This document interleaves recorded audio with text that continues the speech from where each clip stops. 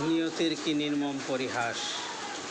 সে একটা বাড়িওয়ালা হয়েও সে রাস্তার কাজের জন্য কতই না পরিশ্রম করতেছে।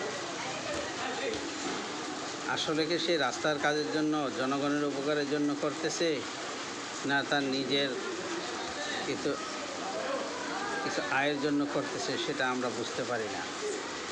বাট আমরা তাকে নিয়ে কতই না কমেন্ট করি, আজে বাজে কথা বলি। এই লোকটাকে দেখে অনেকেই বলে বাড়ির দারোয়ান কিংবা কেয়ারটেকার। আসলে লোকটা সে এই বাড়িরই একটা মালিক, তার নিজের বাড়ি। এটা তার নিজের বাড়ি।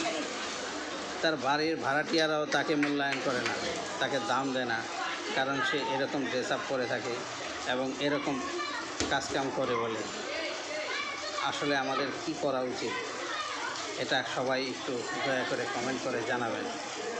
সত্যি কি তার কাজের মূল্য এটা, নাকি তাকে কীভাবে কী করা উচিত? ধন্যবাদ সকলকে। আর যে আসতেছে সে আমার বন্ধু, সে তার সাথে আলাপ আলোচনা করবে।